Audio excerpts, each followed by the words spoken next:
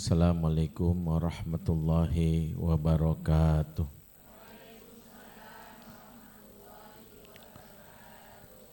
Alhamdulillah, assalatu wassalam ala rasulillah wa ala alihi wa sahbihi wa mawalah wa ba'du.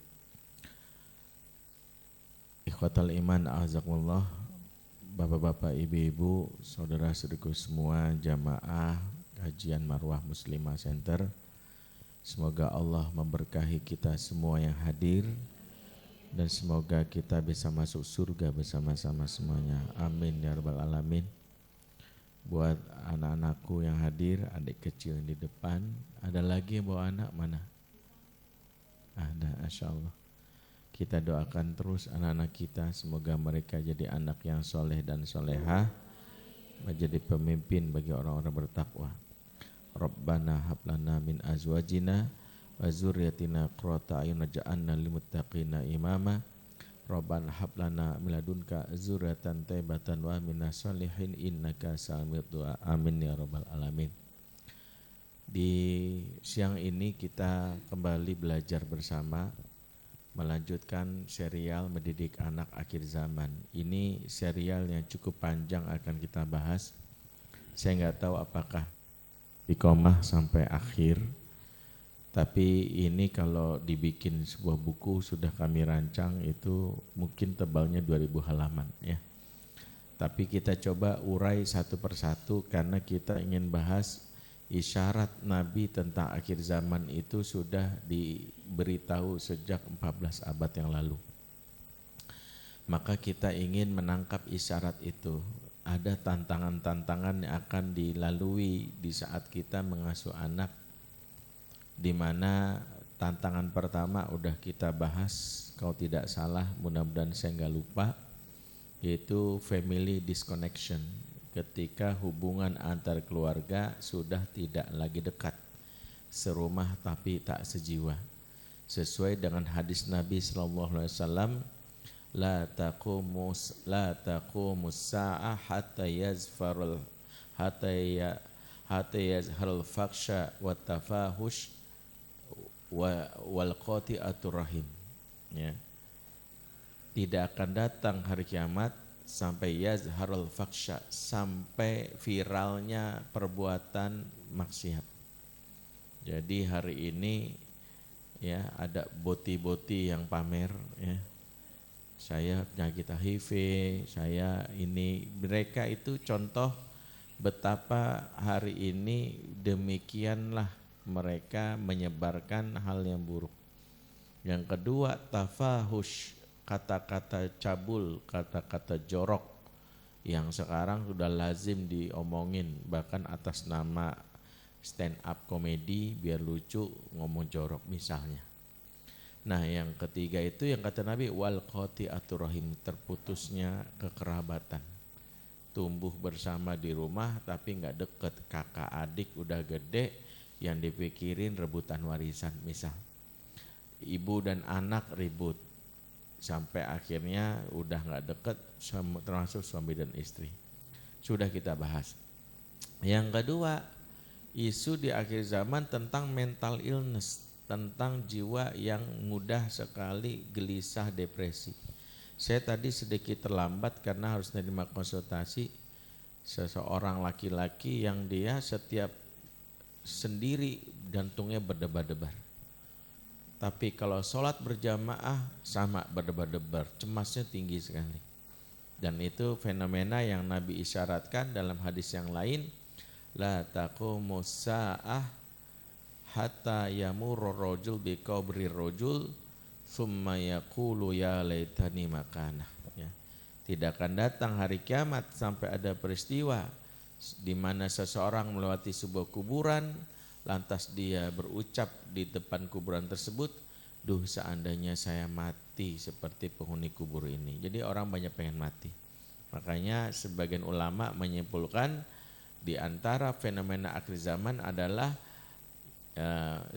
yang disebut oleh yaqlibul husnu ala nas inda iktirabis sa'ah. Kesedihan dan depresi mendominasi manusia semakin mendekat hari kiamat. Jadi itu Yang sudah kita bahas 2. Nanti kalau penasaran lihat di YouTube-nya. Hari ini kita mau bahas tantangan yang ketiga mendidik anak akhir zaman, yaitu tentang dicabutnya ilmu. Nabi bersabda dalam hadis sahih riwayat Bukhari, Inna min asrotis sa'ah ayurfa'al ilmu. Sesungguhnya tanda-tanda datang kiamat adalah diangkatnya ilmu. Apa maksud diangkatnya ilmu? Di antaranya ketika hari ini ilmu sebagai rujukan menjalani kehidupan itu sudah tidak lagi dijadikan pegangan oleh manusia. Dan ini juga terkait dengan orang-orang yang tidak lagi mudah mengakses ilmu. Di antaranya adalah kata Nabi dalam hadis yang lain, di mana Allah mengangkat ilmu itu di antaranya adalah dengan mematikan atau mempercepat kematian orang-orang soleh atau ulama. Jadi diangkatnya itu adalah dimatikan ulama.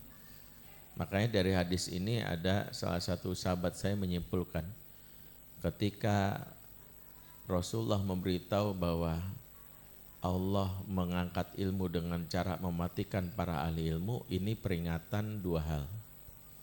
Yang pertama, bagi para ustadz dan para ahli ilmu harus menjaga kesehatannya. Saya ingat banget ya, saya punya tahun 98 ketemu salah satu syekh, namanya Syekh Abdullah Qodiri. Beliau itu ketemu saya tahun 98, umurnya berapa ya? 78 kalau salah.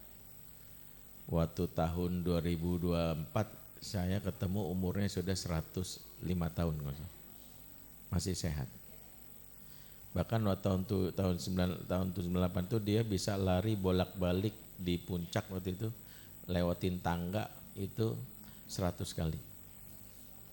Push up bisa 100 kali, umurnya 78.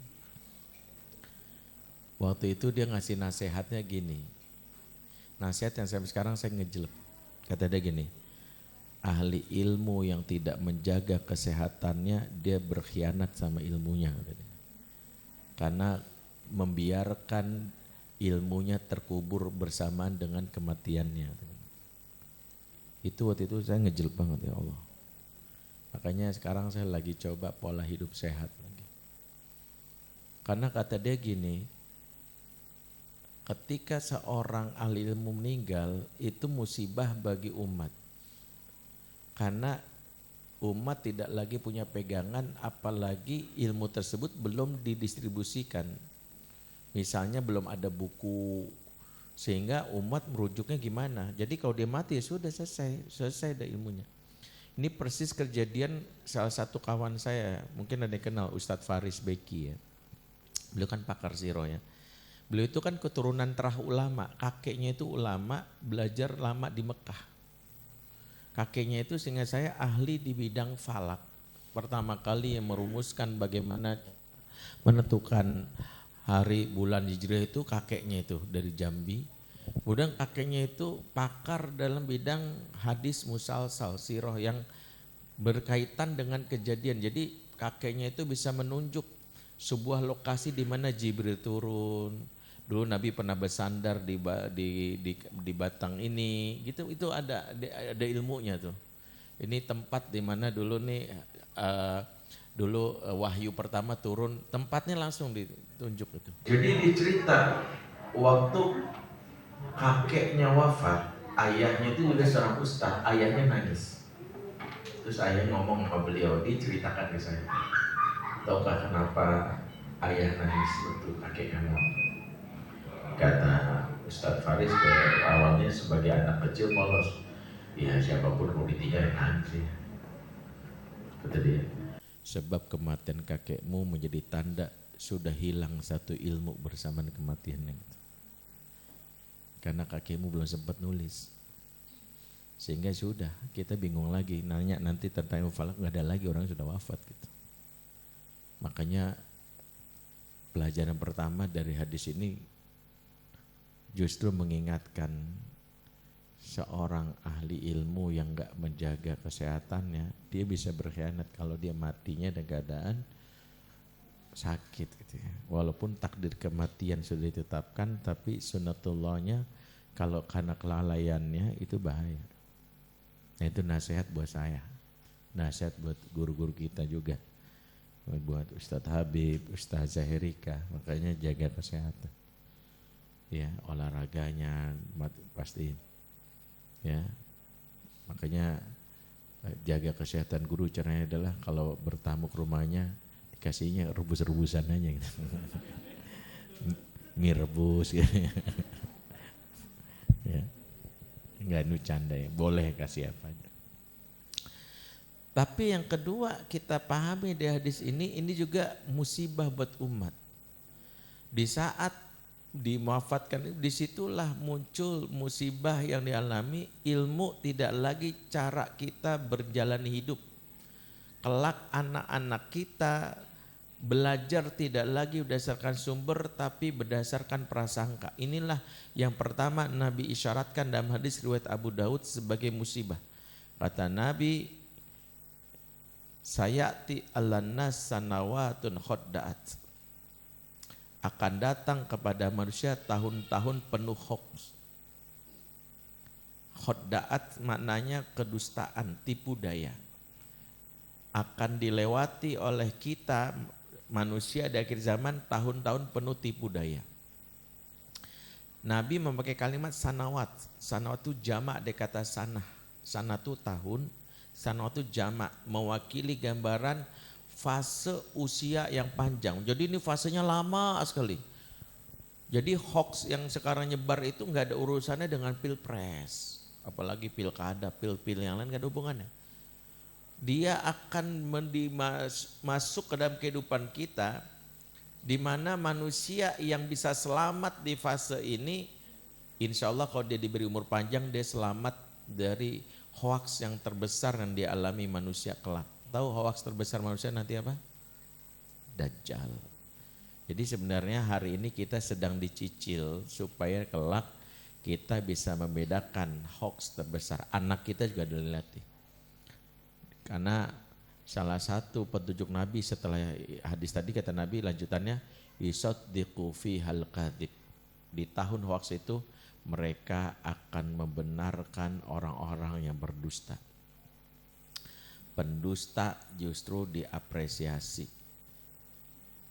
Di mana orang terkesima bukan lagi karena ilmu. Di sini ada isyarat asal dia ganteng, asal di gua suka, kesalahannya enggak sebanding dengan perasaan saya. Ilmu udah enggak masuk, perasaan lebih dominan. Itulah tadi. Makanya mulailah normalisasi dari apa yang selama ini dulu dibenci, sekarang mulai itu. Emang kenapa boti itu? Emang kenapa sih lucu kali? Kemarin itu sudah mulai boti-boti bertebaran ya. Tahu kan ibu boti ya istilah baru tuh. Homo. Yang lagi heboh di Keraton Solo ya. Seorang laki-laki pakai kebaya acara keraton. Dia foto dia pakai kebaya sama perempuan yang lain. Itu barulah orang bersuara karena melanggar adat. Syariat udah dulu ngomong, giliran adat dilanggar baru ngomong. Kenapa giliran syariat dari dulu enggak ada yang bicara? Udah dilaknat jelas. La'anallah al-mutasyabihina minar rijali binisa. Allah melaknat laki-laki nyerupain perempuan. Nah, kenapa boti itu muncul? Karena tadi dia dikemas dengan bahasa yang membuat orang terpesona. Apa? Quran itu ketika berbicara tentang LGBT, surat Al-A'raf ayat 80. Kayaknya ke depan tuh saya pengen ada papan tulis deh, pengen nulis. Nanti ya. Allah berfirman, walutan idh qala liqaumihi ata'unal fahishata ma sabaqakum biha min ahadim minal alamin. Dan Lut tatkala berkata kepada kaumnya, mengapa kau lakukan perbuatan fahishah yang belum pernah lakukan orang-orang sebelum kamu? Redaksi Quran menyebut LGBT apa? Fahishah. Apa mana fahishah? Al-Alusi, pakar bahasa mengatakan al-qabih, sesuatu yang jorok dan menjijikkan. Quran memberi standar bahwa LGBT itu jijik, makanya qabih. Orang Arab Amiyah nyebutnya gabi. Gobi itu qabih atau jijik. Kenapa Allah ngasih istilah jijik? Ini menarik. Jijik adalah sebuah pesan dari Allah. Siapa yang masih punya perasaan ini insya Allah selamat dari perbuatan tercela tersebut. Misalnya gini Bu, ibu jijik sama tikus. Suatu saat disodori, Bu mau cobain bakso tikus enggak? Pasti ibu hindari kan? Ibu jijik sama kotoran, ibu masuk, ih jorok banget. Manusia ketika punya jijik itu pagar. Nah, LGBT internasional tahu selagi dalam jiwa kita masih di perasaan jijik pasti ditolak. Maka mulailah mereka mengemas supaya ini enggak lagi jijik tapi dibikin lucu. Mulailah dia bikin konten, dia pakai pakaian perempuan gaya latahnya, mulai gaya goyangnya, nariknya. Mulailah sebagian besar kita lucu anak-anak kita, lucu banget bunda, lucu banget teman aku ada yang kayak gini, lucu. Ingat kalau jijik dihindari, lucu dicari. Makanya sekarang kenapa muncul normalisasi? Salah satunya, maaf ini saya harus ngomong karena ini menurut pakar, yang mendukung Boti hari ini justru kalangan perempuan. Karena viewer paling banyak Boti ini ibu-ibu. Contoh, ini faktanya. Ada seorang Boti asal Indonesia nikahnya tentu maksudnya punya pasangan lah, orang Jerman. Nggak tahu itu suami atau istri, nggak tahu yang mana suami istri. Dia bikin konten di TikTok, followernya udah 3 jutaan. Ya, nggak usah saya sebut nanti ibu-ibu follow lagi. Nah, ketika di konten itu awalnya dia lagi bikin dandan di dapur, lagi masak di dapur, dandan melayani pasangannya, entah di posisi sebagai istri, pokoknya dia bikin. Lama-lama followernya naik. Begitu dia datang ke Indonesia, ibu tahu, dia datang ke Indonesia itu karena dia masih di Indonesia bawa pasangannya, ibu-ibu banyak ngeliat dia, itu di TikTok foto. Dan tahu nggak, yang miris, yang banyak foto itu ibu-ibu majlis taklim. Yang jijik justru ibu-ibu. Kemarin ada seorang sama Boti juga mau show, dia terkenal, ibu-ibu malah dukung karena gini, habis kontennya bagus ngajarin sex education, gimana cara memuaskan suami, hasratnya supaya puas. Dia ngajarin titik-titiknya karena kan dia laki-laki juga. Jadi kita jadinya belajar cara menyenangkan diri suami. Disitulah kita akhirnya, kenapa sih harus dimusuhi? Lagi-lagi, maaf ya, ibu-ibu gak sadar dukung mereka. Makanya kalau ada konten bencong, ibu-ibu yang nolak, karena ibu-ibu yang malingnya nggak apa-apa kalau kenapa sih? Kita mah senang punya teman kayak gini, lucu kali gitu. Karena ibu-ibu ngerasa dia, makanya kemarin saya ketemu satu teman artis, saya tegur. Artis ini punya temennya yang dia bilang, dia cewek, temennya cowok yang bencong tadi. Disitulah narasi hadis Nabi mengatakan, yusaddiqu fihal kadhib. Yang berikutnya kata Nabi, wa yukadzibu fiha shadiq. Dan mereka mendustakan orang-orang yang benar. Makanya nanti ke ustadz ngasih tahu, ustadznya malas ustadznya. Ya, kita nyari ustadz yang lain aja. Ustadz kayak gini mah banyakkan dalil, gak ada lucu-lucunya.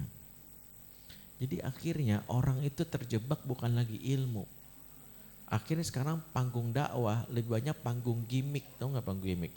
Banyakkan nyanyinya, banyakkan lucunya, stand up komediannya, ilmunya gak ada, bahkan pulang gak ada tuh ilmunya. Jadi kalau ada ustadz bahas Quran, tafsir Quran, males banget. Berarti apa? Ilmu dikubur oleh sikap kita juga, kitanya terperanjat.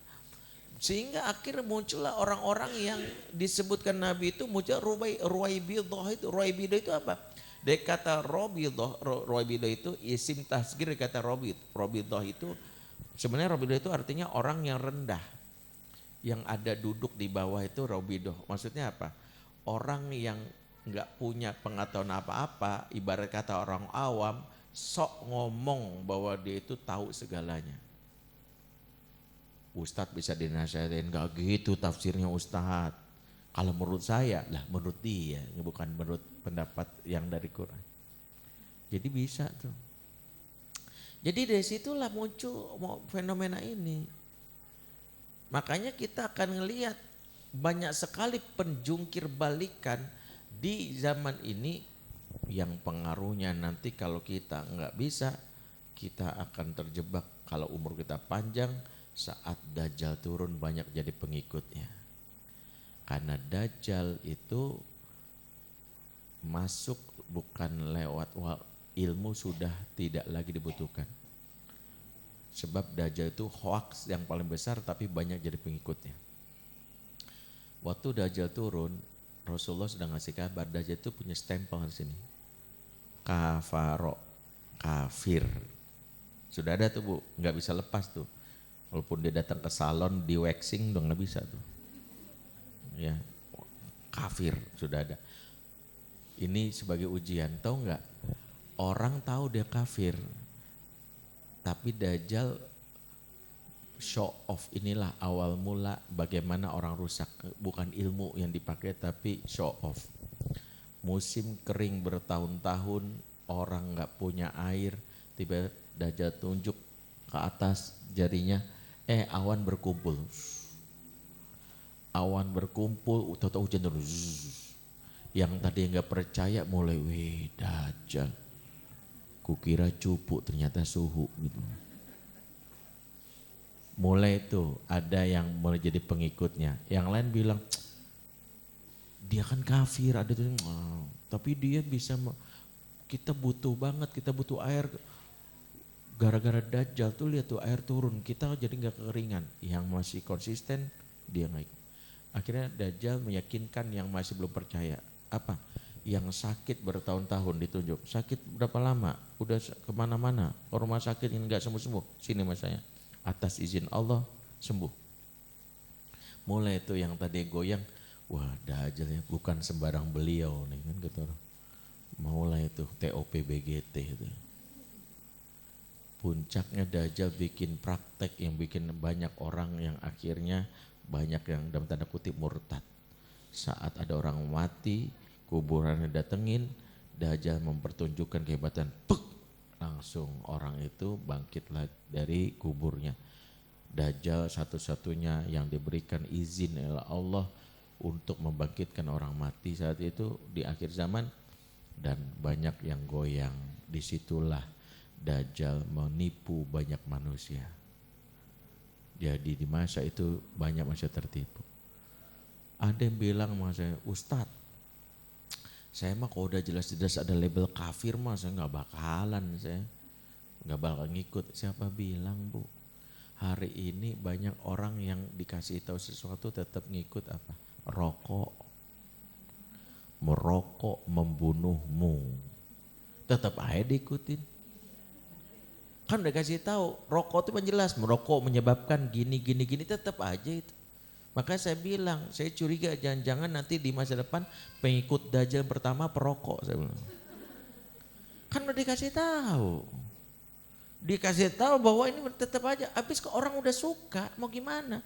Disitulah ketika akal itu mati, ilmu nggak ada, yang main perasaan, asal suka, nggak peduli.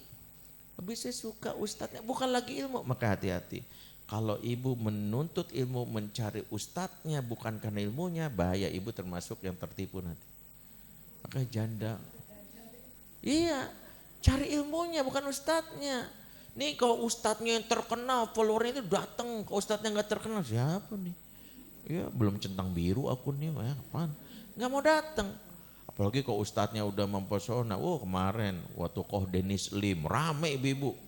Ngomong-ngomong, ih ganteng banget Koh Denis, udah. Ibu-ibu yang kayak gitu makin kena jadi pengikut Dajjal. Gampang terpesona bukan karena ilmu. Makanya Koh Denis sampai bilang, apa anda gak usah dakwah ya Ustaz ya? kok jadi begini, diperlakukan kayak artis itu juga hati-hati Bu. Dia juga jengah kan, karena ngaji itu memperbaiki moral akhlak, perlakukan Ustadz juga dengan adab. Ini malah Ustadz foto. Ustadz mau nolak nggak enak. Kalau saya kalau nggak pentingan saya tolak aja enggak, saya bilang. Saya lebih milih dipandang sombong daripada sok-sokan cair sama lawan jenis ini. Sombong banget Ustadznya, bodoh amat gitu.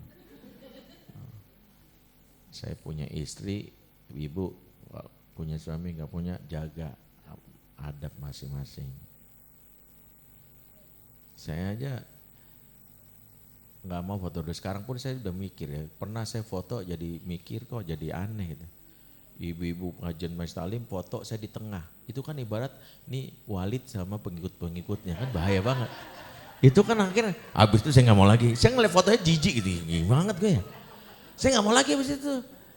Ibu-ibu semua saya di tengah-tengah. Besok-besok saya Ustadz, istri bilang, enggak, mau nggak bapak-bapak sini, gampang kan. Jadi saya harus cari teman laki-laki dulu biar nggak dianggap Walid bersama pengikutnya. Kan bahaya kan. Makanya saya nggak mau lagi tuh, nggak mau lagi. Saya aja jijik ngeliat gitu. Ih apaan nih. Nggak pantas banget seorang Ustadz kayak gini. Makanya saya punya halakoh khusus perempuan muslimah Bu.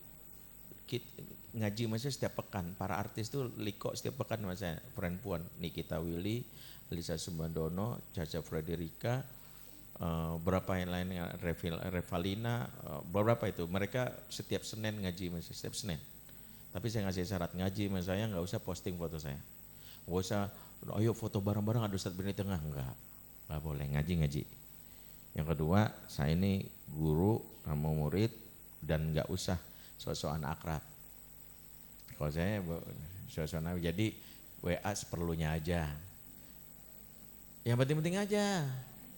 Kalau saya nggak biarin dibilang sombong mah biarin aja bodoh. Nggak ada kepentingan, nggak ngaji saya pulang saya bilang. Makanya saya nggak penting, saya tegur orang mah karena anda kepentingan mau ngaji mau saya nggak, tegur aja. Nggak begitu. Kamu mau suami gini, makanya saya bilang, Ustadz saya bela-belain ngaji loh Ustadz. Dia maksudnya pengen nunjukin betapa saya itu begitu berarti, dia belain ngaji Ustadz walaupun suami saya ngelarang pulang. Lah suami ngelarang ngikutin saya kan ngaco saya bilang.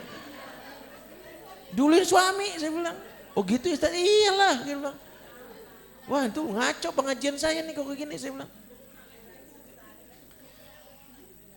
Jadi kalau ngaji itu izin sama suami. Ustaz tapi kan ini penting, iya suami juga penting Bu. Justru ketaatan amat suami itu udah berdebat sama Ustaz. Saya ngajarinnya kayak gitu. Jadi kalau gak boleh sama suami bilang, suami bisa aja lagi butuh ibu. Ibadah itu ngikutin aturan bukan ngikutin selera. Ibu bangun tengah malam, mau tahajud, suami ngajak berhubungan. Ibu milih tahajud pada diajak berhubungan. Nah itu. Ya elah gangguin aja, mau tahajud gangguin, dasar setan. Lu bukan setan, orang lagi butuh. Bu, tahajud hukumnya apa? Melayani suami hukumnya apa? Dulu ini wajib apa sunnah?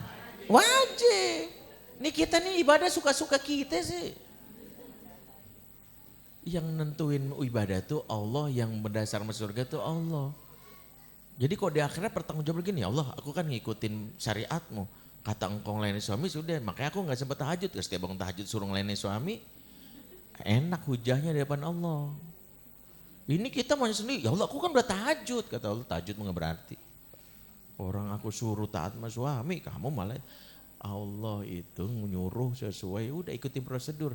Lagi haid nggak sholat, jangan sok-sokan.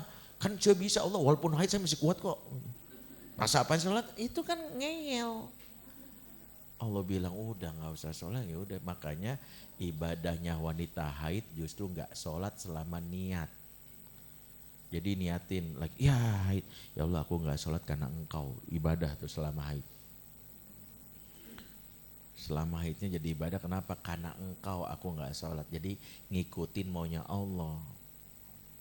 Seandainya Allah izinkan aku sholat. Jadi ibu mau umroh, silakan masuk. Aduh assalamualaikum, nak, dua orang nih. Ayo, masya Allah. Silakan mau duduk gimana? Jadi poinnya, ketika anak kita nanti dididik, PR pertama adalah anak-anak yang sangat rentan kalau dia nggak dilatih dia jadi pengikut Dajjal di masa depan atau kemakan hoax. Makanya Nabi ngasih tahu pengikut setianya Dajjal, tahu nggak siapa? Nih, 2 golongan ibu harus tahu. Aktsaru atba'ud Dajjal Anisa wal Yahud. Kebanyakan pengikut Dajjal itu adalah perempuan dan Yahudi. Ibu jangan langsung tersinggung, kok kita jadi di sini? Satu, kenapa perempuan dianggap sebagai kebanyakan pengikut Dajjal? Karena perempuan mudah baper. Perempuan mudah terpesona. Bukan ilmu akalnya yang dipakai. Itulah kenapa penting melatih anak perempuan kita biar punya kemampuan berpikir. Makanya saya nggak sepakat dengan salah satu ustadz yang viral bilang gini, anak perempuan jangan dilatih berpikir, ditanya-tanya, ntar jadi istri yang pembangkang, nggak durhaka. Maaf, bab dia membangkang beda dengan kebutuhan dia untuk berpikir. Satu, karena perintah Quran berpikir itu perintah secara umum. Afala ta'qilun, afala tatafakkarun. Itu buat laki maupun perempuan. Yang kedua, perempuan yang gak punya berpikir paling gampang dibujuk, paling gampang diajak berbuat yang tercela.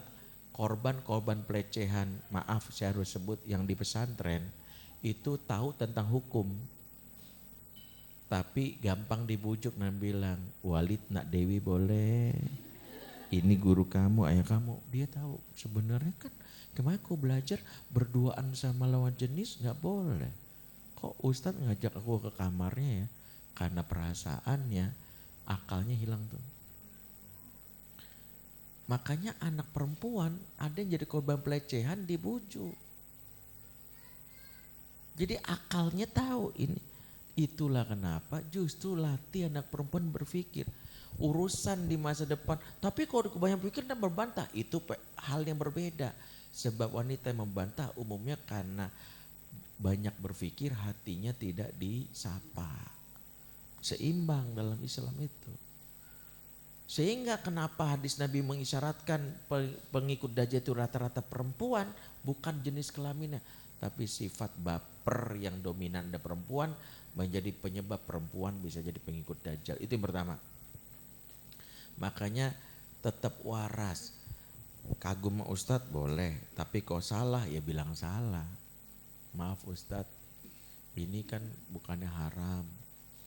Kalau haram ya udah. Kita tetap hormati ilmu yang lain, tapi yang haramnya jangan ikuti. Ya. Ada yang salah ya udah, tidak ada ustadz yang sempurna.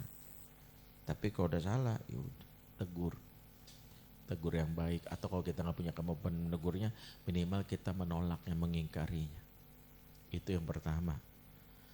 Yang kedua, kenapa Yahudi? Karena Yahudi punya sifat ngeyel, sok tahu. Sifat sok tahu itu yang membuat ilmu itu nggak nyampe. Yahudi itu cikal bakal iblis di dunia. Iblis sok tahu dan sombong. Yahudi itu kayak gitu tuh. Makanya orang yang sok tahu, Allah gue mau udah tahu. Nggak usah dikasih tahu, gue mau udah tahu dulu. Dan selalu bilang dari dulu gue mau udah tahu kayak gitu. Akhirnya ngaji juga males. Menuntut ilmu gak pernah. Tapi percaya, yakin aja sama diri dia. Kalau dikasih tahu nggak mau. Nah itu yang rentan dia pengikutnya Dajjal. Makanya kemakan hoax. Ada ibu-ibu karena so tau dikasih, mah ini tuh hoax, rekayasa AI. AI apaan? Mak udah lihat ini asli ini. Bisa mak, bisa. Kamu aja nggak tahu. Ini bener. Makanya banyak ibu-ibu kemakan hoax. Ada tiba-tiba video Mekah banjir sampai setinggi ini, Ka'bah ketutup tuh ada videonya. AI bu. Tapi tetap aja nggak ada beritanya. Tanya dulu mau orang Mekah, telepon yuk. Tuh yang di Mekah lagi ada nih. Ada banjir nggak? Enggak tuh kan. Banyak kemakan. Akhirnya cemas sendiri. Di Jalan Raya Cibubur ada ular piton gede banget. Lewatin Marwah Muslimah Center gitu. Ini ada foto. Video AI. Tapi ini nyeril. Ya nama AI sekarang mah kelihatannya real. Makanya nanti percaya si ini pernah ngomong gini, ntar dulu. Sekarang Ustadz mukanya ngomongnya bisa direkayasa. Tapi saya pernah ngeliat kemarin tuh Ustadz Adi Dayat ngomong begitu. Betul enggak? AI kali. Kalau nggak bisa membedakan itu. Dikasih tuh ngeyel, udah. Ah kamu mah malas udah gitu. Orang ngeyel paling gampang kemakan hoax. Maka dua itulah yang menjadikan. Sehingga kalau ilmu sudah diangkat, yang sangat mungkin pertama jadi baper, yang kedua gampang dipengaruhi. Muncullah orang yang gak punya prinsip, anak-anak yang gampang kemakan apa kata teman. Apa kata teman itu prinsipnya apa? Ketika dia melihat kebaikan ikut baik. Generasi ini disebutkan dalam hadis riwayat Tirmizi sebagai generasi imma'ah. La takunu imma'ah. Jangan kamu jadi generasi imma'ah. Apa tuh imma'ah? Kata Nabi, imma'ah itu cirinya taqulun in asanan nasu aksana wa in zolamu zolamna. Yaitu orang-orang yang berkata, kalau orang lain baik saya ikut-ikutan baik. Kalau orang lain buruk saya ikut-ikutan buruk. Makna di sini ada dua, sebagian ulama menyebutkan. Pertama, ini ciri orang ikut-ikutan. Diajak sholat ayo, diajak maksiat ayo. Orang yang gak punya prinsip adalah imma'ah. Yang kedua, makna di sini adalah orang yang berperilaku sesuai dengan kadar. Lu baik, gua balas kebaikan. Lu jahat, gua jahat. Maka banyak orang yang imma'ah itu adalah melakukan amal soleh sesuai dengan orang lain memperlakukan. Jadi bukan lagi karena iman. Lu baik, gua baik. Lu jahat, gua jahat juga. Kan banyak orang kayak gitu kan. Kan boleh Ustadz. Enggak, Islam gak ngajarin gitu. Ibadur Rahman Al-Furqan 63. Alladzina yamshuna ala ardi haunan wa idza khatabahumul jahiluna qalu salama. Hamba Allah Ar-Rahman itu berjalan di muka bumi dengan tawadhu, bukan petantang petenteng. Dan kalau orang lain berkata yang buruk, dia membalas dengan kebaikan. Itu yang diajarkan oleh Allah. Kalau prinsip prinsip lu baik, gua lu jahat, itulah yang dialami oleh anak muda zaman now kepada orang tuanya. Maka banyak anak muda zaman now gitu. Mama baik, aku baik. Mama jahat, kenapa aku baik? Ini sekarang muncul. Makanya saya sering ngajarin anak muda gini, kalau belajar parenting, posisikan diri kamu sebagai siapa? Sebagai parent, orang tua, jangan sebagai anak. Kalau sebagai anak pas dikasih tahu ntar gini, oh berarti bapak gua ngaco nih. Wah emak gua apalagi itu, bener banget kata Ustadz Benri itu. Jadi belajar parenting buat mengevaluasi orang tua. Ingat, dalam Islam itu urutan itu mempengaruhi. Belajar birrul walidain dulu baru belajar parenting. Ini belum belajar birrul walidain langsung belajar parenting. Kemarin saya pernah diundang beberapa waktu yang lalu mahasiswa di sebuah kampus. Undang saya kajian parenting, temanya apa? Toxic parent. Wah saya bilang niatnya apa nih? Pas saya datang saya nanya gini. Saya belajar ngajarin karir parenting, kalian memposisikan diri sebagai apa? Saya tanya. Sebagai mahasiswa, Ustaz? Iya, sebagai apa? Ya sebagai mahasiswa. Kalau kalian sebagai mahasiswa berarti sebagai anak, ya. Maka kajian parenting yang membuat kalian nanti kurang ajar sama orang tua. Apalagi saya bahas toxic parent. Orang tua toxic yang begini-begini, entar bilang gitu, bapak gua tuh. Mak gua tuh. Pas banget nih. Abis itu pulang gini, makanya belajar sama Ustadz Benri. Mama tuh toksik tuh. Ini gara-gara dia salah urutan. Sebelum belajar parenting, belajar birrul walidain dulu. Sehingga kalau udah tahu itu, melihat gitu, enggak pakai prinsip gini, mama baik, aku baik, mama jahat, ya aku kan tetap baik. Loh kok gitu? Ilmunya begitu. Wa qada rabbuka alla ta'budu illa iyyahu wa bil walidaini ihsana. Tuhanmu telah mewajibkan agar jangan menyembah kecuali semata dan berbuat baik kepada kedua orang tua. Dasar pertama, wa qada rabbuka. Ini kewajiban. Jadi nggak ada ngaruhnya kita. Makanya kalau orang itu dia pakai ilmu, dia nggak kebaperan.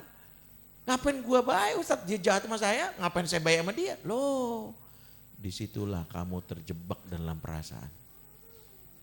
Nabi kalau pakai baper itu orang kafir dibantai sama Nabi pas Fathu Mekah itu.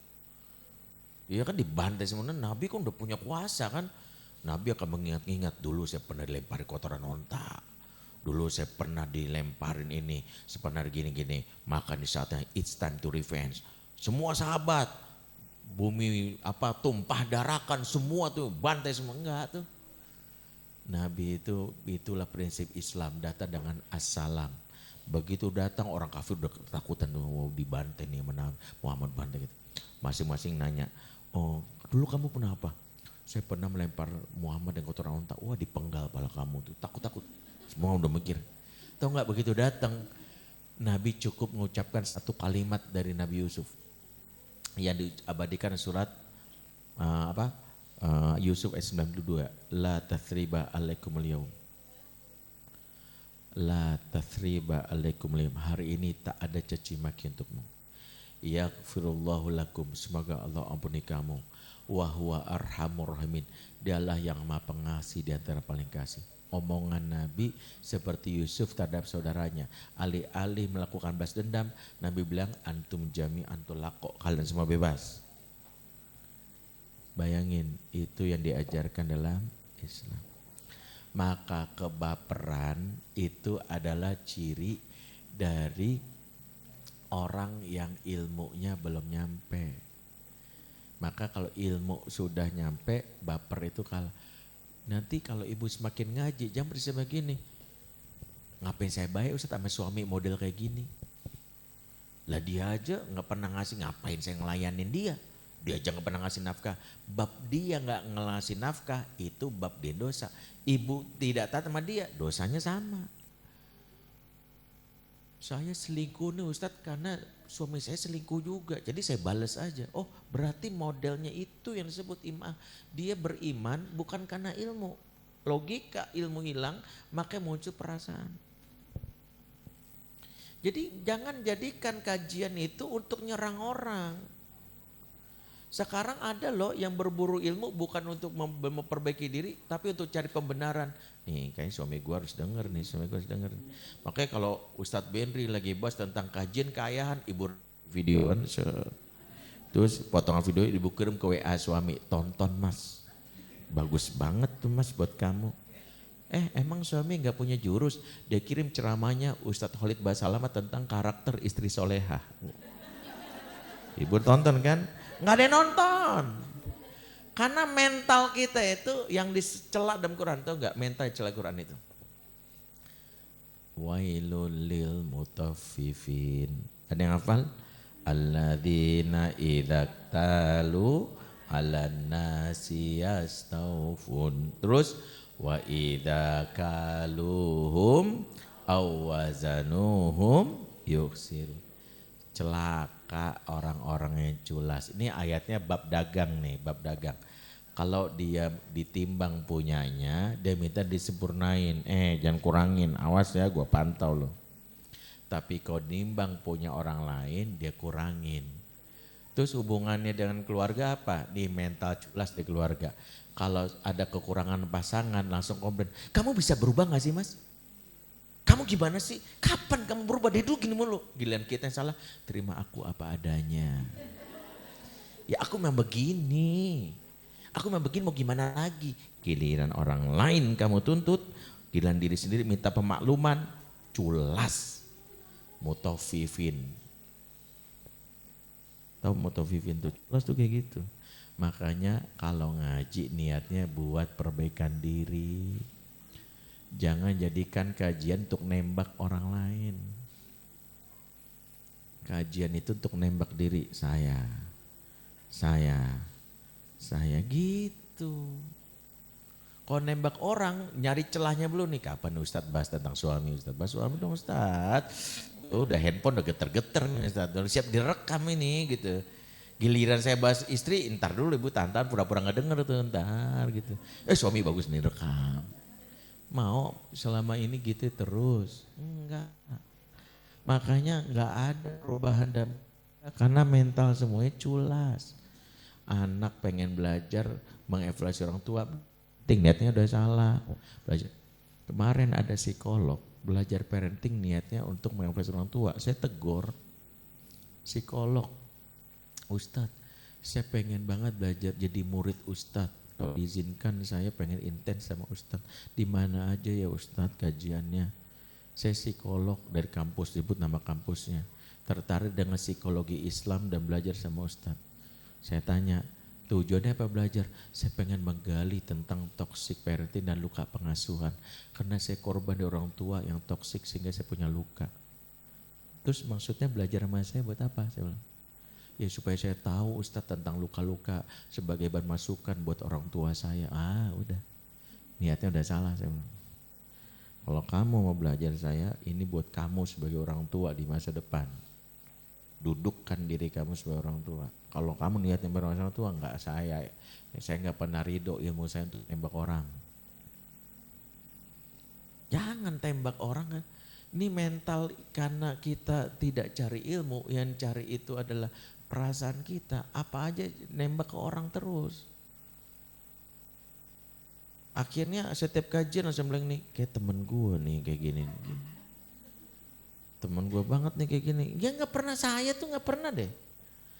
Nabi itu arah sahabat tuh ke Quran turun saya. Saya nih tegur saya nih. Ya ayyuhalladzina amanu la tarfa'u aswatakum fawqa sautin nabi. Surat Al-Hujurat ayat 2. Hai orang beriman, jangan kau tinggikan suaramu di hadapan Nabi.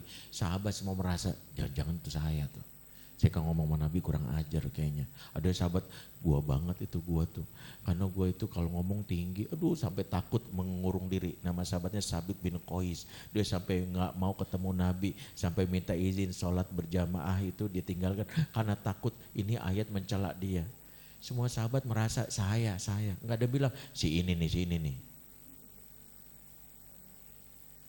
Poin pertama, ketika ilmu sudah dicabut, di dalam pendidikan orang akan cenderung masuki perasaan yang maka yang muncul adalah dia lebih cenderung baper, mudah ngefans sama orang, kemudian gampang tersinggung, semua penyakit.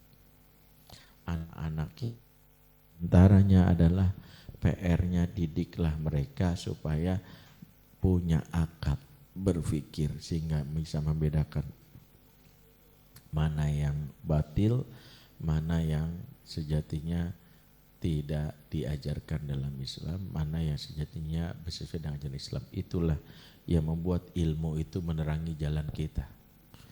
Sehingga berburu ilmu di akhir zaman itu termasuk amalan langka.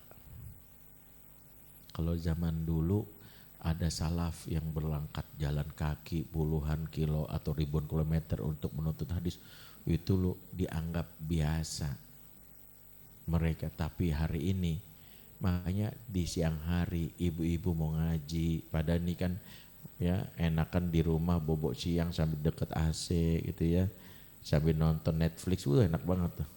Habis itu makan mie samyang pakai kuah pedas kan gitu ya. Ntar seblak lewat ibu tinggal mesen, itu kan enak banget. Ibu lebih memilih datang kajian. Panas-panas lagi.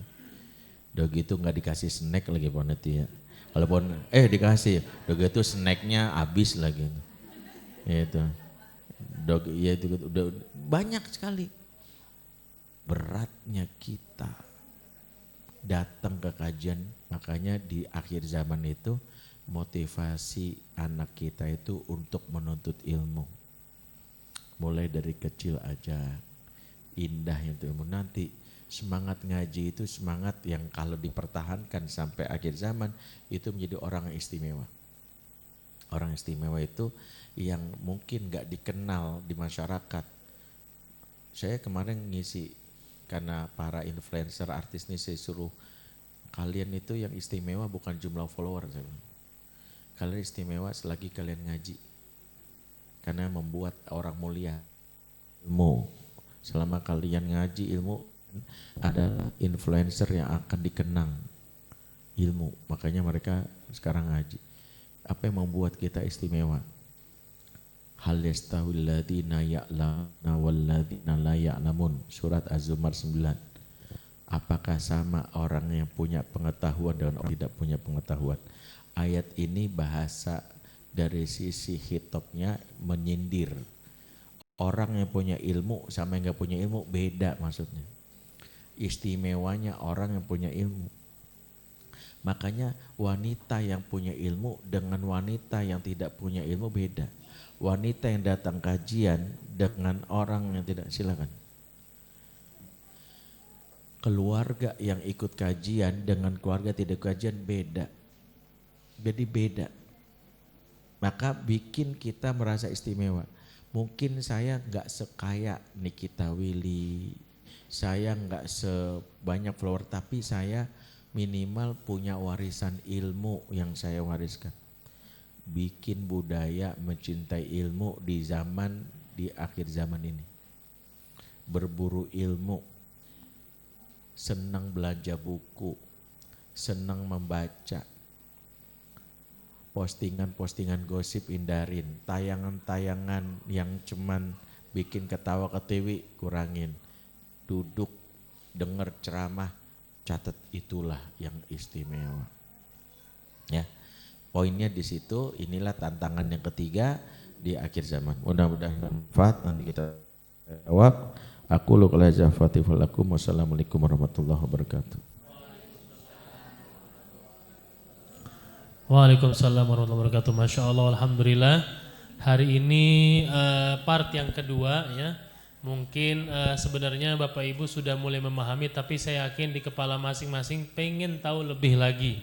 Nah maka ini karena waktunya masih panjang, saya buka beberapa sesi pertanyaan ya. Jadi untuk part yang pertama, sesi pertanyaannya untuk 2 orang. Yang pertama, sabar Bu, sabar Bu ya.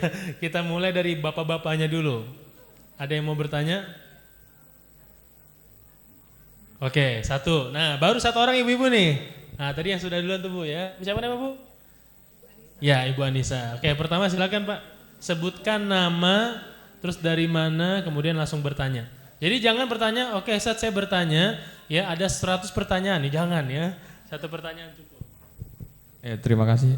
Assalamualaikum Ustadz. Nama saya Rilo, saya dari Cibubur. Saya izin bertanya. Tadi kan disebutkan terutama untuk anak perempuan itu juga dilatih harus berpikir.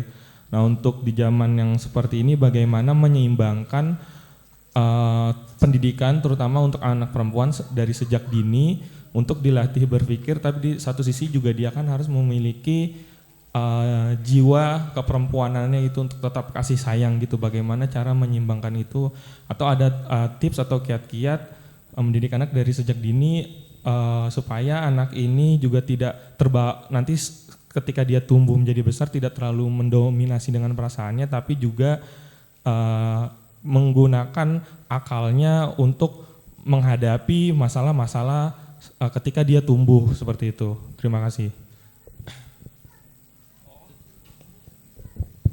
Tes ya. Pertanyaan. Ya.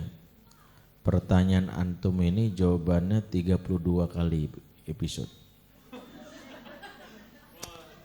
Jadi gini ya. Setiap kiat itu harus kenali dulu basic ilmunya. Pembahasan tentang bagaimana anak perempuan itu harus mengenali dulu apa karakteristik perempuan, apa karakteristik laki-laki, karena berbeda. Walaysa dzakaru ka'untha, laki-laki tidak sama dengan perempuan. Dalam surat Ali Imran ayat 36. Karena laki-laki tidak sama dengan perempuan berarti treatmentnya pun gak boleh sama. Ustadz mah diskriminasi. Bukan diskriminasi, ini namanya menghargai keunikan. Menyamakan sesuatu yang beda justru zolim. Ikan sama monyet, sama gak? Beda. Gak boleh bilang sama ikan monyet aja bisa manjat pohon. Masa lu gak bisa? Walaupun sama-sama hewan tapi beda. Nyet, tuh ikan tuh berendam loh di dalam laut 30 menit gak mati-mati. Coba yuk, coba. Zolimnya kita menyangka laki perempuan tuh sama. Padahal beda. Karena beda, ketika diasuh beda berarti menghargai keunikan. Nah pertanyaannya gimana Ustadz, perempuan itu fitrahnya itu disebut fitrah unsuniyah. Uns itu mana perempuan itu dilahirkan dengan jiwa kelembutan. Maka apa yang membuat wanita itu tiba-tiba kasar? Luka pengasuhan. Bapak yang suka bentak, ibu yang suka mukul, muncullah anak-anak yang perempuan yang dia dominan akalnya, akhirnya dia menolak perasaan-perasaan. Sehingga kalau ditanya tahapannya panjang sekali. Sederhananya gini, 0 sampai 7 tahun anak perempuan wajib dekat sama ibunya. Makanya anak perempuan ini kebutuhan afeksinya tinggi. Disitulah ibu-ibu jangan meninggalkan anak perempuannya di umur ini. Jangan meninggalkan. Kalaupun ibu bekerja, pastikan dia dapat asupan dari seorang pengasuh yang tenang. Syarat pertama, Ustadz gimana Ustadz ya? Saya kan harus kerja nggak bisa, saya harus ganti RT. Boleh nggak pakai RT? Boleh. Tapi pastikan nggak boleh ganti ART setiap 3 bulan sekali. Mengganti-ganti ART sangat rentan buat jiwa anak robek. Anak yang dari dulu nggak deket sama ibu karena ibunya kerja, artinya ganti-ganti, jiwa robek. Itulah cikal bakal anak yang gampang selingkuh. Makanya kenapa kalaupun mau meninggalkan anak itu pastikan pengasuhnya tetap. Satu kalau RT pastikan udah diseleksi banget RT-nya, dibikin nyaman, jangan galak-galak. Pastikan dia juga menjadi mitra kita karena baik-baikin supaya dia nggak, malas punya majikan begini, tinggalin. Atau kalau mau aman ya sama neneknya, kalau neneknya bersedia sama gitu. Sebagian besar anak yang pengasuhnya ganti-ganti seperti ini, gimana cara nyontohnya? Perangko ditempel di amplop. Baru berapa hari tarik, tempel lagi di amplop yang lain. Baru berapa lagi tarik. Di tempelan yang kelima kira-kira nempel nggak? Disitulah anak belajar nggak mau lagi setia nempel sama orang. Makanya sama suami nggak berani mencintai dalam. Enggak. Makanya nanti muncul anak-anak yang udah gede nikahnya gini. Sebelum nikah boleh nggak kita bikin perjanjian pranikah? Aku takut aja kalau nanti kenapa-napa nanti kamu ngambil harta aku. Nikah dimulai dengan prasangka, dimulai dari ketidaknyamanan di masa kecil. Kenapa? Dulu karena nggak deket sama ibunya. Ibunya sibuk, RT-nya juga gonta-ganti. Saya nanganin kasus seorang lelaki yang dianggap soleh. Tapi selingkuh, bukan selingkuh lagi, bahkan memakai LC gitu. Itu bukan LC ini. Tahu kan LC wanita-wanita itu. Yang kayak gitu dia bisa tidur sewa di hotel perempuan gitu, bayangin. Usut punya usut karena tidak punya kelekatan sama ibu di masa lalu. Jadi ini buat anak laki dan perempuan sama, tapi perempuan harus lebih dominan. Disitulah mengapa perempuan itu harus lebih banyak diusap. Ini salah satu tadabbur mengapa perempuan disebut sebagai diciptakan dari tulang. Khuliqat mar'atu min dila', wanita itu diciptakan dari tulang rusuk. Dila' itu tulang rusuk. Filosofi tulang itu kalau dibiarin aja bengkok, tapi kalau dipaksa patah. Disinilah seni bagaimana membuat tulang bengkok itu bisa lurus tanpa harus patah. Seninya namanya mengusap. Makanya saya belajar dari seorang ahli tulang yang dia menerapi orang yang tulang itu adalah sering-sering di rumah dibalurin nih Pak, diusap, nanti lama-lama nanti pinggangnya balik lagi, sering-sering diusap. Makanya perempuan yang suka ngebantah jarang diusap. Jarang punya anak perempuan jarang diusap, apa sih Bapak gitu, karena jarang dipeluk. Makanya nanti ada teknik menggendong anak perempuan tuh gini, punggungnya deh gini. Nanti anak laki-laki beda, laki-laki tepuk. Anak laki-laki perempuan, anak itu aja udah beda.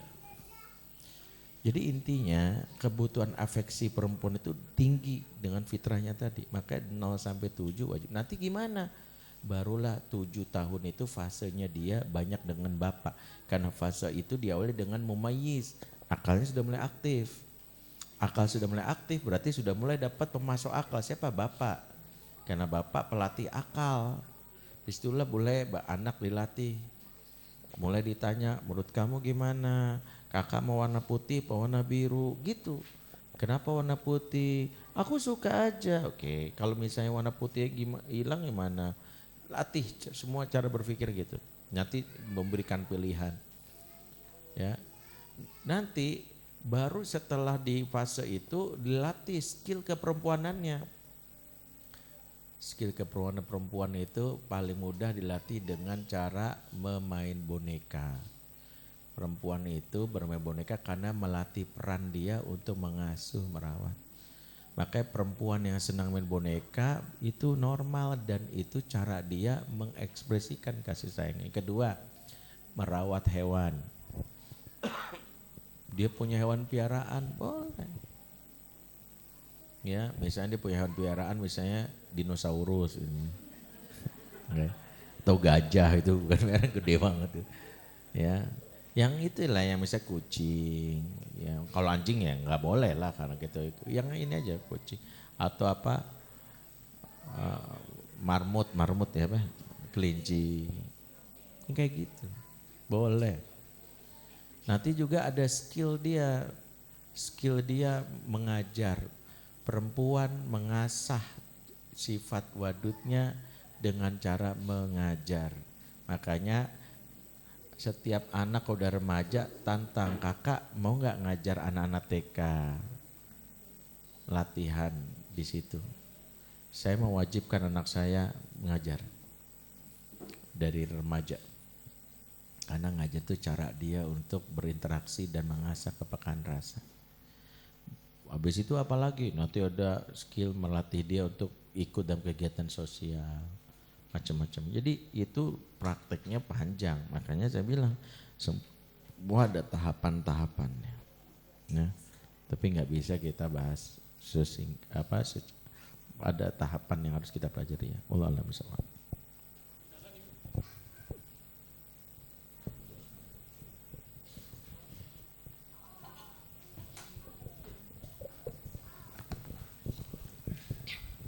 Bismillahirrahmanirrahim. Assalamualaikum warahmatullahi wabarakatuh. Pak Ustadz, nama saya Ibu Anissa dari Keranggan Permai. Gini Pak Ustadz, saya masalah dengan anak laki-laki remaja saya. Sulit sekali untuk ini Pak Ustadz, untuk bergaul dengan teman sebayanya. Karena sejak kecil memang diasuh sama pembantu dan berganti-ganti. Saya bekerja, bapaknya bekerja. Nah setelah itu pas SD, SMP jarang bergaul cuma sekali-sekali. Sampai sekarang Pak Ustadz setelah lulus dari kuliah, kalau kemana-mana mintanya sama bundanya, sama saya. Ke Indomaret pun sedekat itu sama saya. Jika di depan ada gerombolan teman-temannya yang sebaya, memilih jalan mutar, nggak mau lewat teman-temannya itu. Padahal itu anak-anak tetangga. Saya bingung mau mengarahkan seperti apa, takut tersinggung remaja gitu Pak Ustadz. Sampai kuliah pun kemarin di luar kota ya Pak Ustadz, saya sengaja memilihkan tempat kos itu yang sengaja saya ikut di situ gitu. Saya ikut di situ dan di sekitarnya itu teman-teman sekelasnya, sekampusnya, sekelas. Itu nggak mau Pak Ustadz. Jadi kalau misalkan ada kerja kelompok atau apa gitu loh, dia ngurung aja di kamar. Iya. Dengan teman-temannya yang pada ngumpul. Berapa umurnya? 22. 22 laki-laki. Laki-laki. Terima kasih Pak Ustadz. Baik. Terima kasih.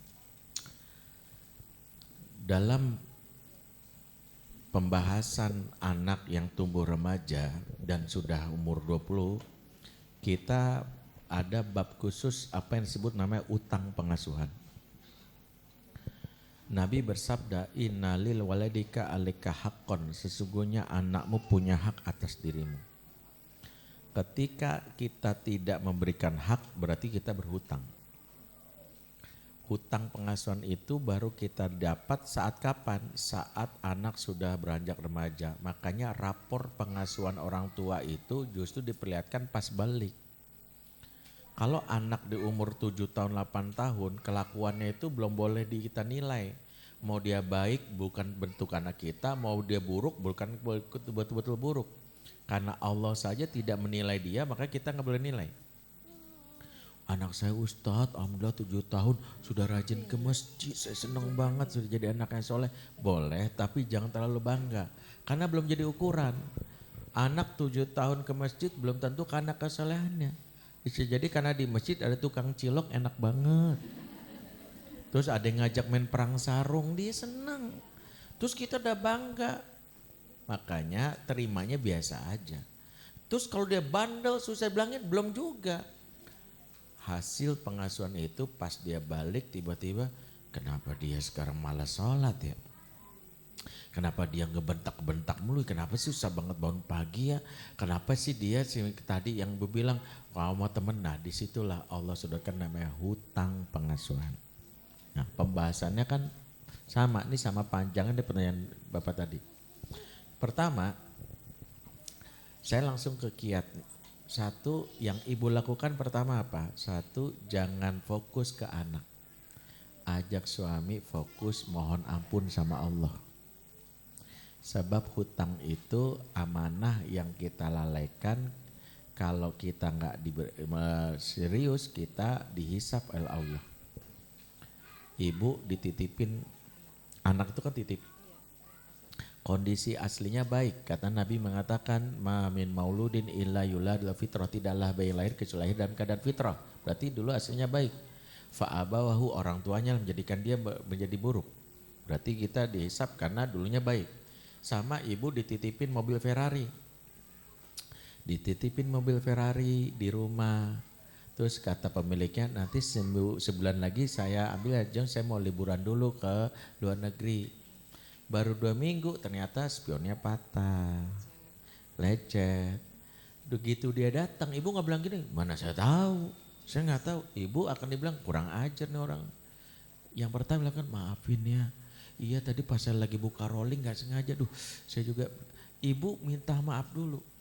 Maka saran saya jangan fokus ke anak, minta maaf dulu sama Allah dan banyak istighfar. Ada suami, mas kita harus akui ini kesalahan kita.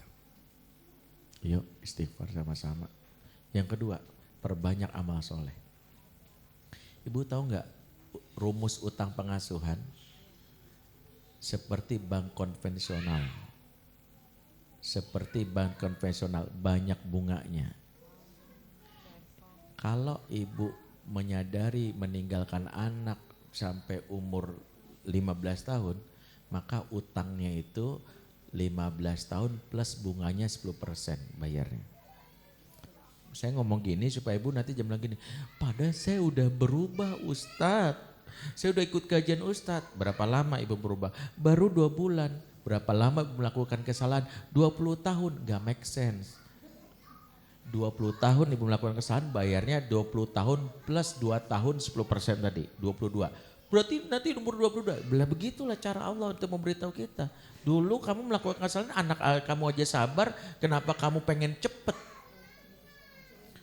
Jangan langsung pengen cepet. Jadi itu yang rumus yang saya bilang, berarti tapi Ustaz saya khawatir umur saya nggak nyampe. Sementara saya utang banyak. Kalau kita merenyaki takut itu, maka mempercepat utang itu caranya dengan membuat amalan ekstrim biar dibayar Allah. Bikin Allah cinta biar Allah membayar. Maksudnya apa? Kalau kita tahajudnya naikin, tilawah Qur'annya tambahin, sedekahnya naikin. Saya kasih contoh. Ada seorang ustadz di Kalimantan. Umurnya lebih senior dari saya. Dia sibuk sama istrinya sampai anaknya itu merasa dirinya sendiri. Lebih parah, anaknya ke psikiater divonis skizofrenia. Kalau ibu-ibu tahu skizofren, halusinasi. suka teriak-teriak, menganggap ada orang bunuh saya. Hasil rekomendasi psikiater ini akibat luka pengasuhan. Istrinya ngomong baik-baik, istrinya ustazah, bapaknya juga ustazah, sama-sama lulusan ustadz ya, kok ustazah, bapak ustadz, sama-sama seorang guru agama. Diingetin sama Bi, kita nggak usah nyalahin siapa, salah kita, belajar ya.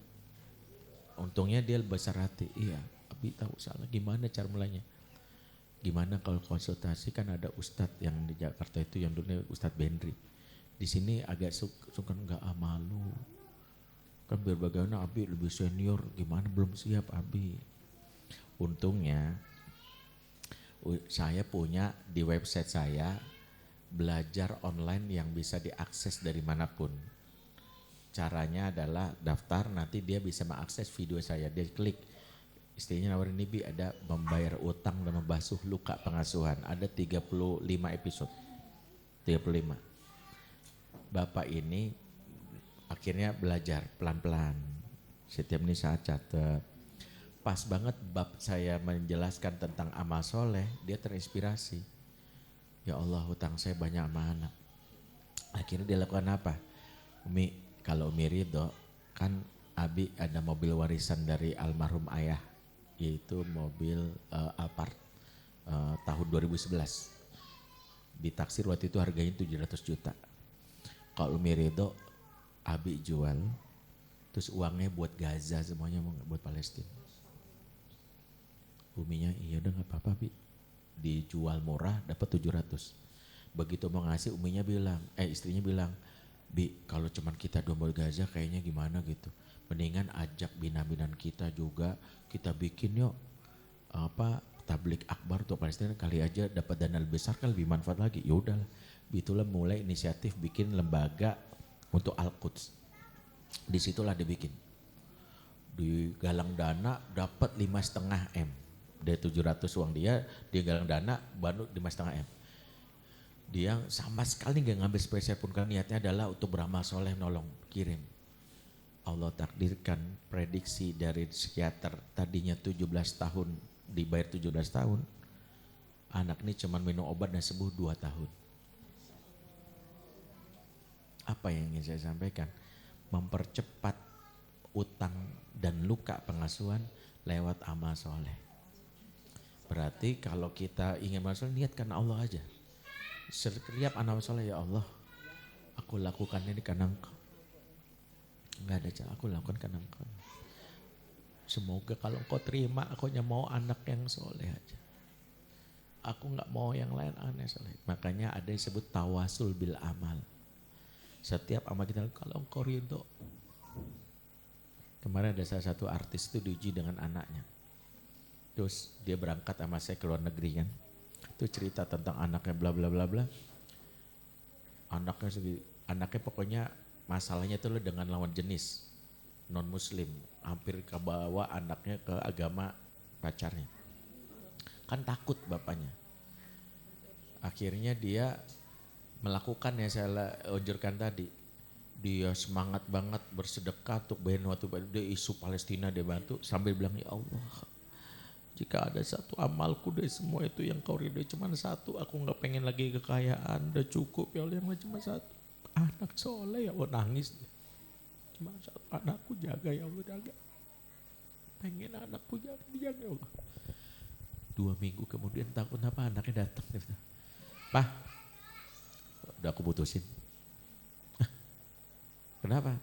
Ngapain juga nikah mau Kristen gitu. Ngapain juga nikah mau Kristen. Selalu pikir-pikir ngapain aku yang ngalah. Aku yang ada kalau dia mau masuk Islam.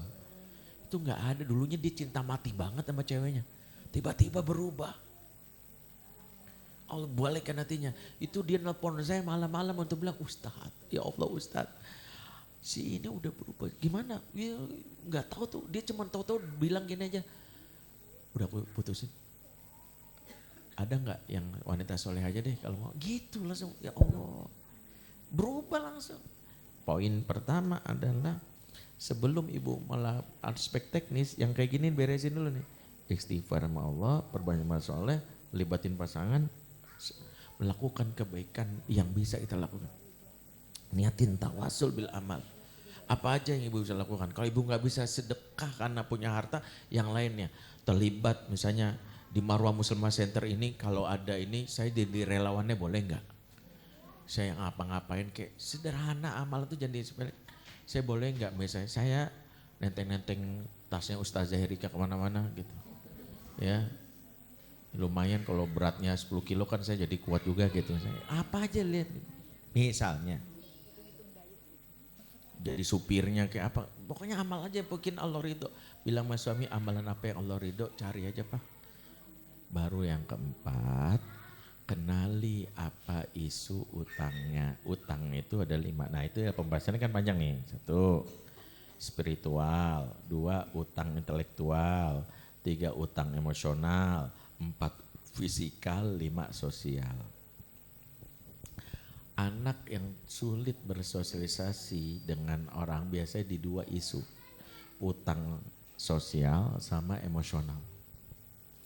Berarti 2 yang ibu harus lakukan setelah kenali itu, ibu melakukan upaya mendeteksi apakah utang ini ada lukanya.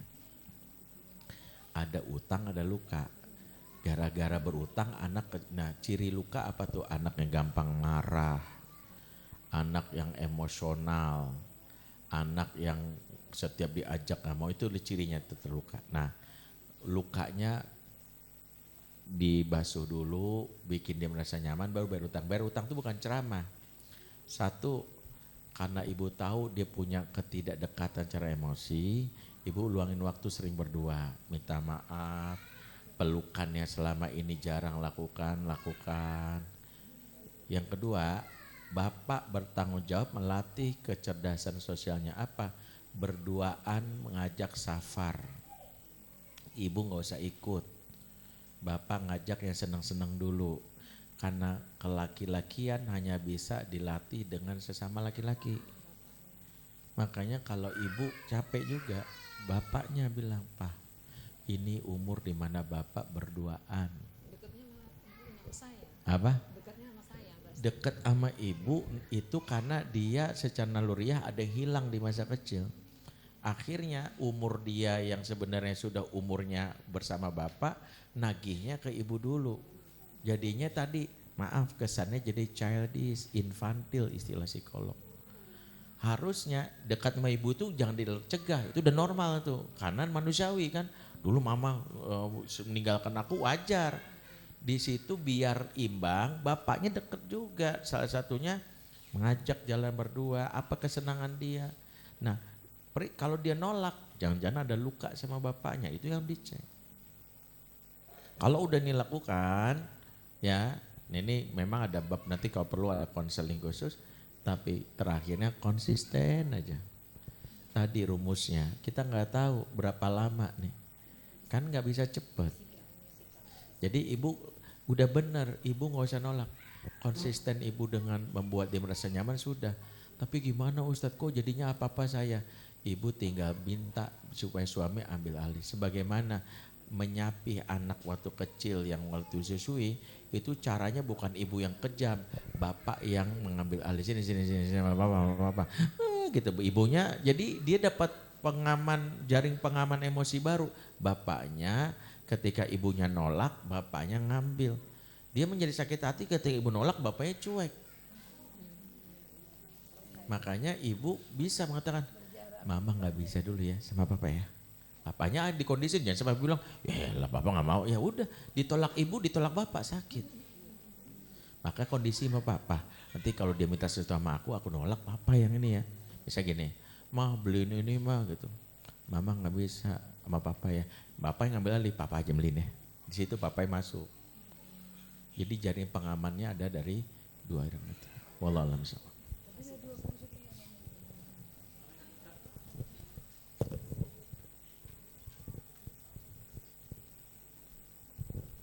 Oke, alhamdulillah ya. Sudah 2 pertanyaan. Kalau dari jam masih ada cukup waktu. Saya buka 2 lagi dari bapak-bapak, ada lagi yang mau bertanya? Oke, silakan 1 ya. Kemudian dari ibu-ibu ada? Dari ibu-ibu? Ada yang mau bertanya? Oke, silakan ya. Silakan Mas. Assalamualaikum Pak Ustadz, perkenalkan nama saya Zaki. Zaki ingin bertanya aja, ini kan dari tadi orang tua yang nanya nih, kebetulan Zaki kan masih dalam anak gitu kan. Jadi masih mau nanya aja, kalau misalkan Zaki udah tahu sebenarnya hutang pengasuhan orang tua Zaki seperti apa. Namun karena takdir berkata lain, Bapak Zaki kan diambil gitu kan pada umur 3 tahun. Jadinya Zaki itu banyak banget hutang pengasuhan yang sebenarnya banyak hal juga yang Zaki harus belajar sendiri, nabrak dulu baru bangkit lagi seperti itu. Jadi kalau untuk kacamata anak yang hilang utang pengasuhannya itu harus seperti apa ya Ustaz?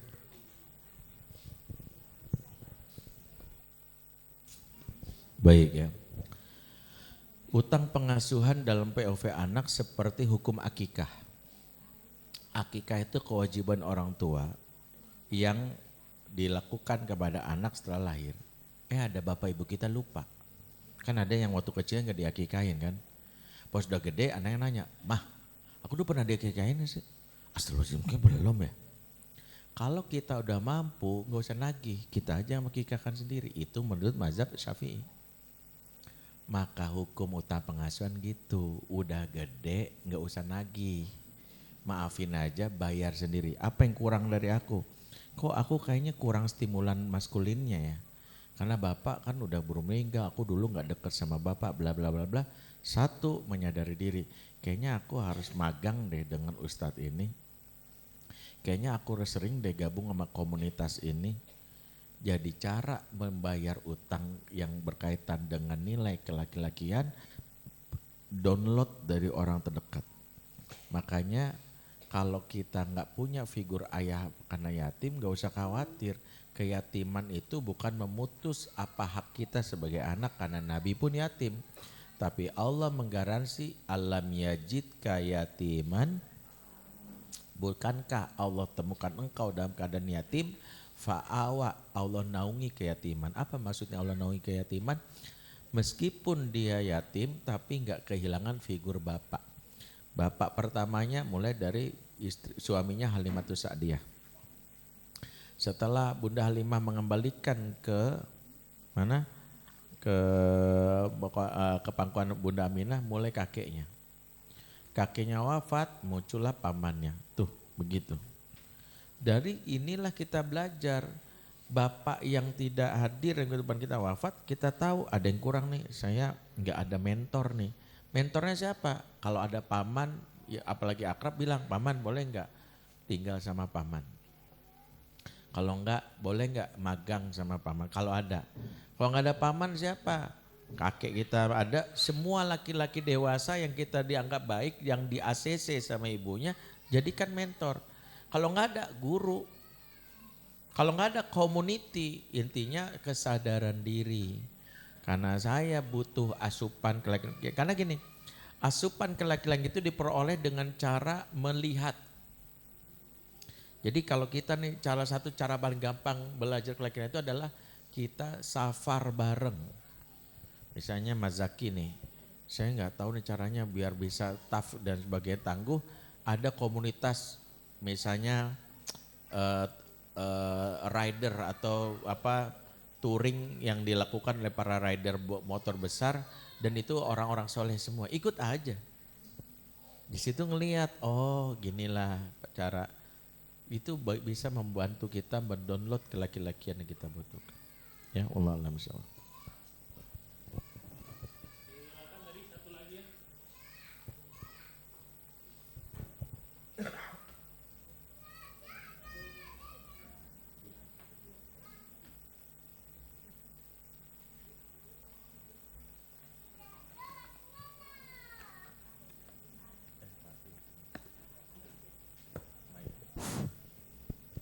Assalamualaikum warahmatullahi wabarakatuh. Ustaz, saya Riri dari Keranggan Permai.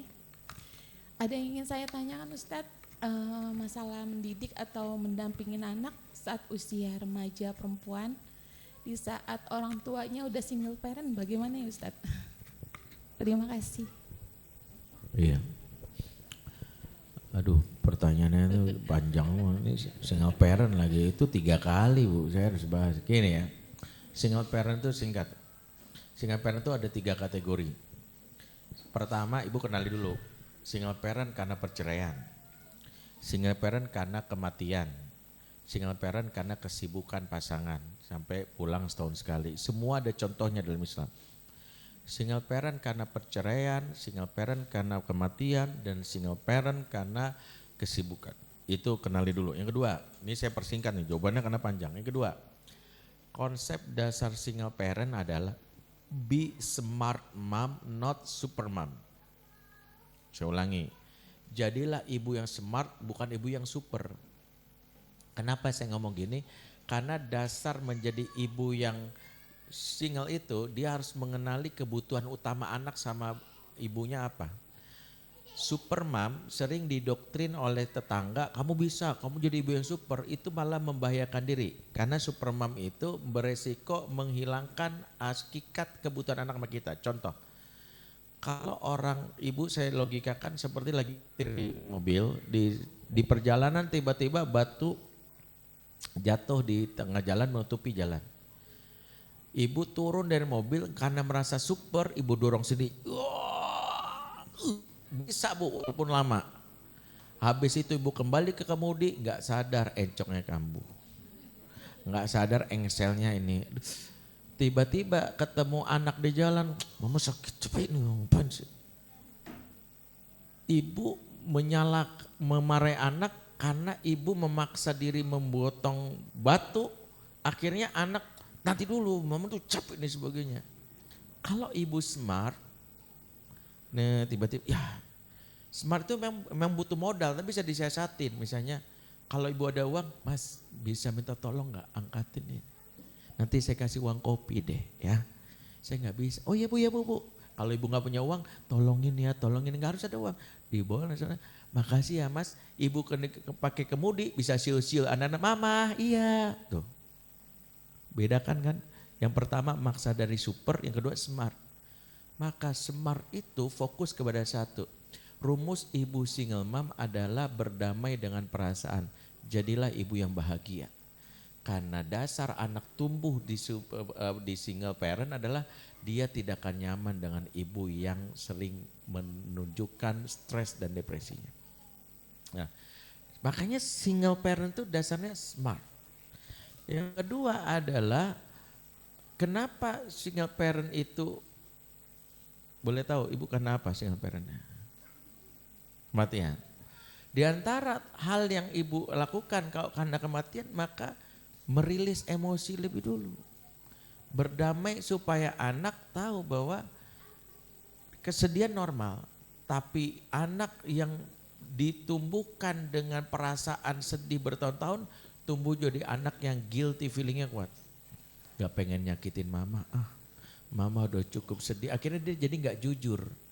Akhirnya nanti dia tumbuh jadi anak yang mau ngomong sesuatu, kasihan mama udah cukup capek sama aku. Akhirnya dia menyimpan perasaan, akhirnya jadi people pleasure, macam-macam tuh. Makanya diantara kalau kita udah berdamai anak kita jangan bilang gini, mama udah capek tau, capek. Akhirnya anak-anak itu yang gak mau dekat, itu yang masalah. Yang ketiga, salah satu quote penting dalam Quran setelah kita ditinggalkan oleh pasangan baik cerai, meninggal atau jauh, surah Al-Baqarah 237, wala tansul fadla bainakum. Jangan kamu lupakan kebaikan di antara kamu. Di antaranya adalah momen yang paling sakral itu adalah jangan sampai kita lupakan kebaikan suami wafat atau mantan suami yang sudah bercerai atau yang sedang berpisah. Karena ini momen memasah anak untuk kagum terhadap bapaknya walaupun bapaknya gak ketemu. Cara paling gampang membuat anak tetap punya stimulan kelaki-lakian yang membuat dia punya jiwa yang tangguh tegas. Imajinasikan bapak dengan cerita-cerita ibu dengan cara yang baik. Saya punya kawan bu, seorang tentara. Saya gak begitu akrab, kami punya geng grup dulu. Tapi kami sering nongkrong bareng. Saya nggak begitu deket keluarganya, cuman waktu SMA dia pernah nanya bareng-bareng. Ente nanti lulus SMA kemana Ben? Aneh pengen jadi ustadz, mau ke sini. Oke, amin. Ente gimana? Pengen jadi tentara. Oh, amin deh. Semua ditanya itu jadi ini gitu. lulus kita. 5 tahun kemudian reunian kecil-kecilan, dia udah jadi tentara. Ketika dia jadi tentara itu, kita diajak main ke rumahnya, dia masih tinggal sama ibunya, dia belum nikah, saya udah nikah waktu itu. Yang lain juga sebagai nikah. Ketika main ke rumahnya, kita ngelihat foto seorang lelaki pakai laras panjang, kemudian di belakang sebuah bukit. Dan itu saya simpulkan tuh bukit di daerah timur-timur. Bapaknya ternyata salah satu pembebas timur-timur waktu itu tahun 76 atau berapa gitu. Saya kan penasaran, ini bapak ya? Iya. Terus saya kan karena nggak dekat sama dia, saya nanya, kerja di mana sekarang? Udah pensiun. Dia senyum. Yang lain tebak, belum. Apaan? Bapak gua kan udah meninggal. Sejak gua dalam kandungan. Bapak aneh itu meninggal waktu aneh kandungan 6 bulan. Jadi 6 bulan bapak ditugaskan, waktu aneh kandungan bapak tugaskan meninggal. Kan saya penasaran, terus ente tuh pengen jadi tentara, gimana ceritanya kan bapak meninggal? Nah ini hebatnya, ibu gue tuh selalu bawain foto bapak ini, setiap bangun tidur ceritain kebaikan bapak. Bapak tuh pejuang, tahu nggak? Bapak itu dari dulu tuh punya prinsip, daripada menyerah lebih baik mati dalam keadaan membawa nama mulia. Bapak kamu dari dulu gitu. Bapak kamu tuh pantang makan duluan sebelum ibu. Bapak kamu tuh pantang tidur duluan sebelum ibu. Bapak kamu tuh, makanya ibu sampai sekarang gak mau nikah lagi. Bapak ibu betapa mencintai bapak kamu. Itu di kepala dia itu cukup membuat dia pengen kayak papa. Pengen kayak papa. Jejak itu yang dibikin ibunya. Setiap ngeliat kayak papa. Makanya dia jadi tentara karena bapak. Tugas ibu adalah menarasikan suami dan jadi sebuah pahlawan membuat anak tumbuh rasa kagum itu. Makanya hindari masalah-masalah kecil, ibu curhatin ke anak. Dulu waktu misalnya sepele, bahwa kamu mah jorok dulu waktu masih hidup jorok banget gitu ya, suka kentut sembarangan, jijik banget. Yang kayak gitu tuh jangan ceritain, yang baik-baik aja. Nah, yang paling penting adalah seorang single parent harus tahu kebutuhan dasar anak tuh emosi, mau laki perempuan. Maka jangan absen di waktu-waktu kritis, terutama di saat anak sedang sedih. Saya selalu bilang, pastikan saat sedih ibu. Ini cerita nyata, ini kisah seorang ibu single parent. Oke. Saya pernah ngisi kajian di waktu itu, jadwal saya lagi mepet-mepet. Terus waktu saya kajian, saya karena mepet, saya bilang sama jamaah, tidak ada sesi pertanyaan dulu karena saya ada kajian lagi. Selesai kajian, saya mau pulang, tiba-tiba di stop sama ibu-ibu. Ustadz, mohon Ustadz, tolong banget Ustadz. Saya udah nanti pertanyaan ini, saya bingung nanya masalah lagi. Saya pengennya sama Ustadz aja. Iya, tapi saya mepet banget bu. Udah. Ustadz 5 menit aja, tolong bang Ustadz. Ya udah 5 menit. Makasih Ustadz, saya ini seorang single parent Ustadz. Saya udah, kalau ini karena cerai, udah nggak tahu mantan saya di mana, udah nggak saya pikirin. Saya kerja, saya punya anak 1 tunggal umur 23 tahun. Anak saya ini besok mau nikah Ustadz dalam waktu dekat. Yang bikin saya sih nikahnya sama pengedar narkoba Ustadz. Saya udah berkali-kali nasihatin, kamu tuh buta apa itu, dia udah masuk penjara 2 kali loh. Kau maunya kamu, maunya sama dia, emang gak ada yang lain, kamu kan juga cantik, kenapa maunya sama dia? Kamu tuh gak pengen apa, tetap maunya sama dia, kamu dipelet apa, saya tuh sampai marah-marah sama dia. Gimana Ustadz ya, saya meyakinkan anak saya gak setuju dia nikah sama itu, walaupun saya gak bisa menikahkan karena kan walinya bukan saya memang, tapi saya gimana Ustadz? Mati saya 5 menit pertanyaannya kayak gini kan bingung aja, saya bilang gimana, tadi kan niatnya 5 menit tuh, saya bilang aduh. Akhirnya saya cari celahnya gini, kapan terakhir kali ibu menyeka air mata anak ibu? Dia bengong, mas, kapan terakhir kali ibu menyeka air mata anak ibu? Tiba-tiba ibu ini nangis, dia bilang, mabuk kenapa? Justru saya yang bikin nangis Ustaz. Saya itu kan kalau kerja capek, pulang rumah berantakan, dia main handphone, ya saya marah, kamu tuh bisa gak sih nyenengin mama sekali-sekali, kamu tuh bisa, gitu mama. Akhirnya dia nangis, Disitulah Bu, saya harus ngomong. Penjahat, jahat apapun, pintar memanfaatkan situasi. Saat anak menangis, dia butuh sandaran jiwa, yang hadir saat itu adalah superhero-nya. Ibu menafkahi anak ibu, tapi jiwanya kabur ke orang yang menadah air matanya. Makanya hal yang gak boleh luput dari Ibu Single Parent adalah bahuku adalah tempat menumpahkan air matamu. Maka ibu yang gagal menumpahkan air mata di hadapan anaknya, maka dia akan mencari orang baru. Jadi single parent itu.